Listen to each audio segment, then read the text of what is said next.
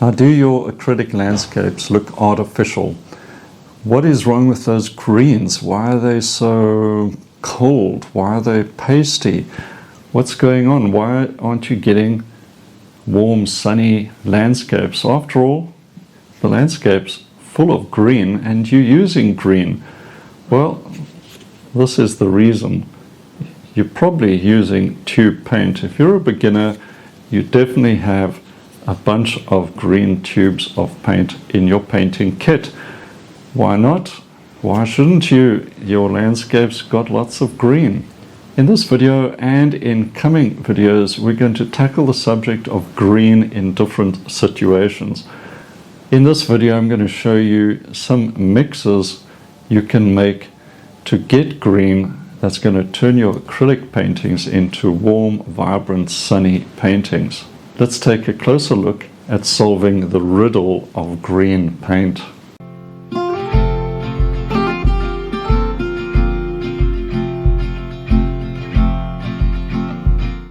Now, when beginners see green, they want to paint green with the tube colors. But Impressionist landscape painting, something else entirely. The Impressionists realized that they weren't painting blades of grass and leaves and things like that. They were painting the light, the atmosphere. What was the sunlight doing? That's what they wanted to paint. And the color of sun is yellow. All of that green, it's actually a yellow green. If you have too much blue, which these tube colors, basically all of them, start off an artificial cold green. You need to mix your greens and see the difference. So that's what we're going to do. I'm going to show you a comparison between this and mixed green and a few mixing recipes. Then look out for the next video because I'm going to do a demonstration comparing the two and we'll see what the outcome is. Alright, let's have a look and compare the tube greens to mixing greens from primary colors. Right, here are three tubes of green. The first one, what is this? A permanent green deep. This is a permanent green light. And this, I'm not really sure what it's called. Probably some sort of sap green. Verdaccio, it says in Italian. Anyway, we're going to have a look at these and consider painting something with these tube greens, and then we'll get on to mixing greens and we'll see if I can put these ideas I've been talking about into practice.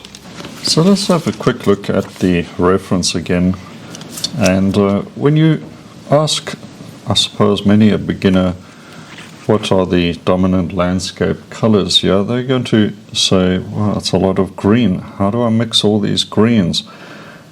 You know what? Let's get some tube greens and just be done with it. But an experienced artist, or certainly an impressionist artist, is going to look at this and think something completely different and hopefully not just use some tube greens. So let's see what we can do. First of all, have a look at some of these tube greens on the palette. And this sort of a kind of a deep olive green, really. Let's just spread these out. Super vibrant. Those permanent greens, and this one, oh, that's almost it's definitely black mixed in there somewhere. So that already means there's a lot going on in that tube of paint that I don't know about. Same goes for these. So when I put this reference next to it, it's really hard to place any of these. Maybe this one we can turn into something more atmospheric, sort of an olivey color in the background. But this is one of the other problems with tube greens. Let's just take a bit of white, for instance, put that in there. Look at that color. That is some sort of minty color. Let's try it here with this one, the deep,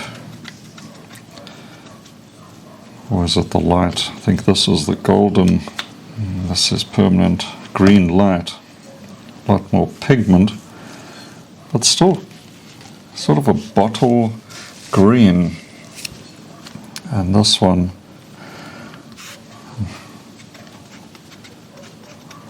a real sort of almost heading to mud color. That, how many colors are in here already? 3, 4, I don't know. So we got these potential problems. What do you do? What do you do with these greens? I put white in there, but it's too minty, that's too bright. So we have these problems. Let's work with that reference, and let's just say there's a tree line, there's a tree, and there's the fence. Let's just get a quick rough sketch in here, and then I can try out these tube greens. We'll just do a little study.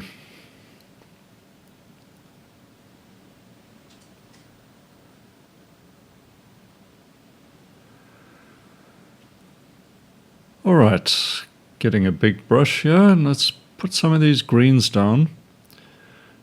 And I'll put a thin layer of green over the sunlit field and let the white come through a bit there as well. And it certainly is light, so I think we will get a decent value study here, but are these colors doing justice to the scene?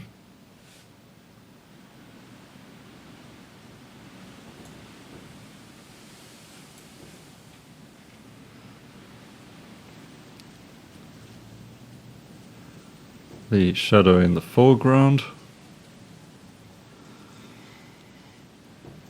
Let's try this one. Let's mix some of that green, a touch of white. Maybe we can make it work back here.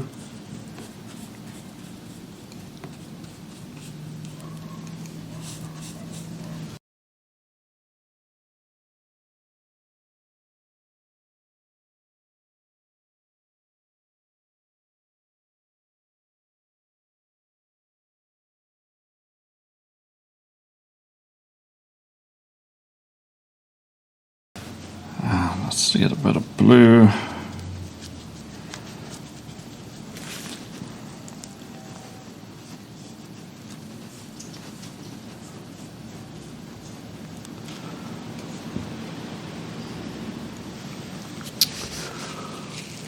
Okay, so that may seem like an extreme example because I've used mostly just the greens, a little bit of white here or there, besides the sky.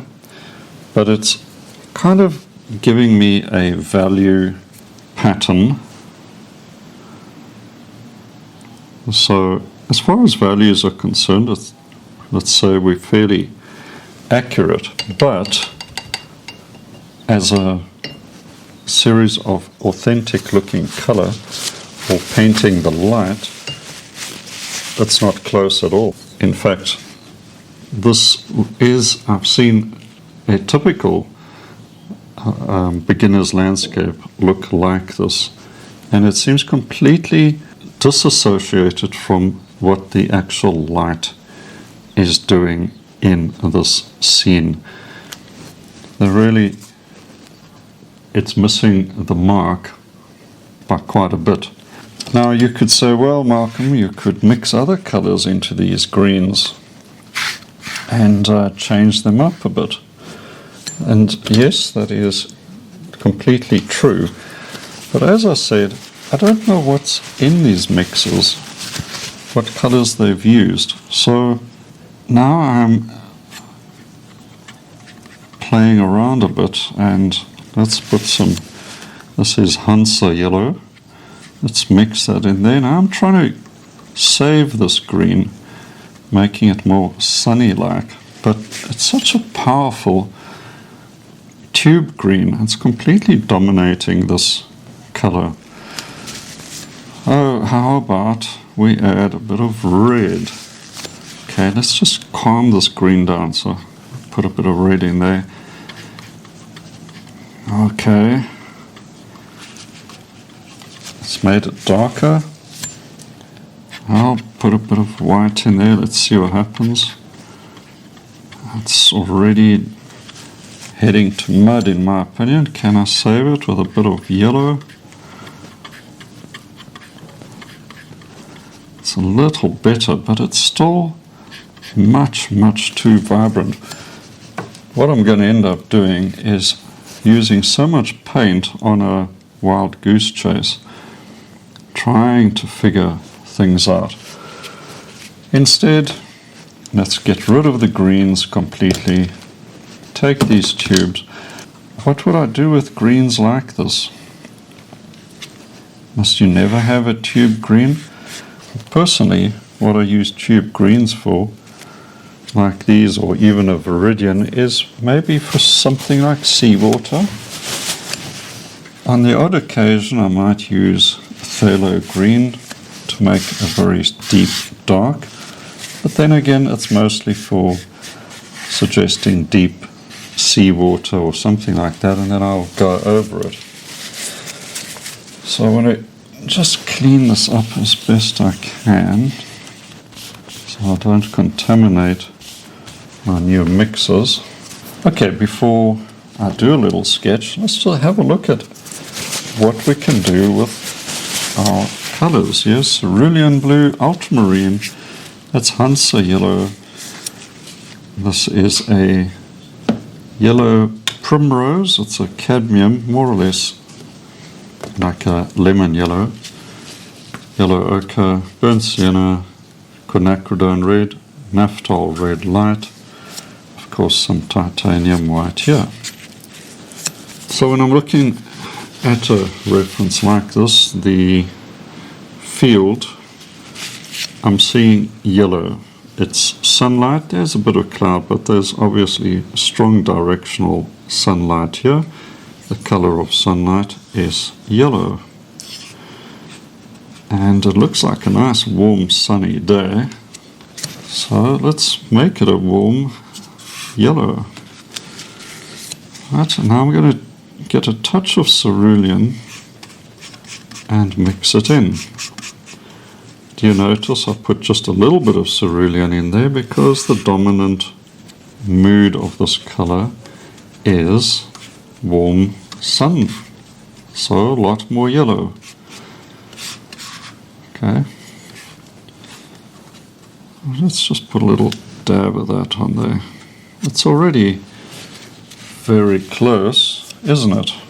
And of course the printer is involved here, etc., so I want my painting to look a bit more punchy than a print. So that's a very simple little bit of cerulean, bit more, quite a bit more Hansa yellow. I'm getting already a strong yellow green for the field. What about further away? There's going to be a bit more blue in the atmosphere.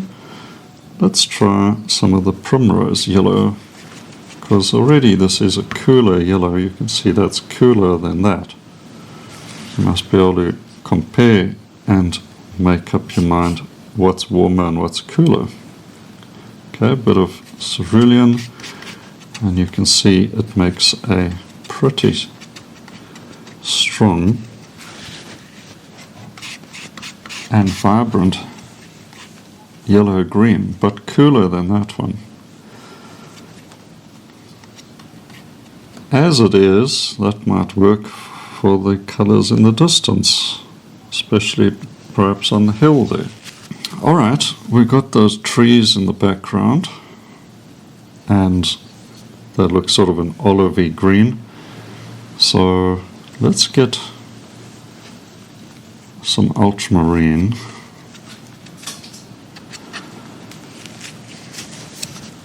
Bring in some of that Hansa yellow. In fact, let's not bring in the Hansa yellow. What's a cool yellow suggesting atmospheric color? We can try yellow ochre. Alright, so let's put let's start the process. We'll put in some ultramarine. Still much too warm. So clearly we need a lot more ultramarine because that's a distant cool color. So instead of a lot more yellow, we need a lot more blue. So I'm going to bring over a little bit of yellow ochre, put that in a little more. To bring out that color, I'm going to have to pop in a little bit of white, and we will then assess and see if we're heading in the right direction. That's looking kind of a cool grey, almost so I'm going to put in more yellow ochre until I get that bit of warmth back. And let's get a touch of Hansa yellow in there. You can see immediately big warmth. But put the rest of that yellow ochre in. Okay, so I've got a darker, cooler green, and it might work nicely in those lights. What about some of these greens in shadow? Well, what I would do then is ask myself, is a shadow warmer or cooler than the field color? Right, the close-up field color would be that. So the shadow greens on the edge here, are they warmer or cooler? Obviously they will be cooler. So, and it's fairly dark in the shadow, but not as dark as that. So we'll use some ultramarine, a bit more, because I've got to get this shadow darker than the light, and cooler. How about that? Would that suggest a shadow next to that? I would say yes. So look at these lively, vibrant, sunny greens. If you want stronger shadow, put in a touch more blue. So that's a nice shadow. Distant greens, distant tree line. Doesn't have to be flat, we can make a little bit next to it for these shadows. Bit of cerulean. And so on. Now what do you do if your green is still looking a bit too vibrant? Let's say you've put in a cerulean like that, and you've got a vibrant green. What do? You want to make it look more atmospheric. The first thing I would do is I would put more blue in it and see how that works. If it still looks too much, you can put in the complement to knock it down, and that would be red, but go a little bit. You can see immediately the sort of acid has been removed. If you get white in there, it's going to look quite olive-like. So we've gone from a vibrant sort of acidy green to a light sort of olive with a little touch of red. But I still prefer this to this sort of tube green, and we put white in there, and it just turned into grey because there's black in there. They've mixed black in there somewhere. It goes without saying, of course, but when you're doing your mixing like this, trying to figure out a colour, use a painting knife and use tissue to keep cleaning your painting knife off in between so you don't ruin your colour vibrancy by accident. Well, I hope this has given you some ideas, and maybe it's a surprise to you that when I paint green, I never use a tube green. And a few of these recipes you can apply into your immediate next painting. Don't let an opportunity slip to explore the true color of green. Now in the next video we're going to do the little demonstration and see the outcome, just the blocking in, and you can see what an amazing difference it is when you mix those greens yourself. In the upcoming videos in this series I'm going to have a look at a few other ideas around the color of green and subjects in your landscape. So be sure to subscribe and hit notifications so you don't miss these upcoming videos. Alright, one last word of course is look out for your free painting course up here and your free magazine subscription. You'll find the link below. Until next time, cheers for now.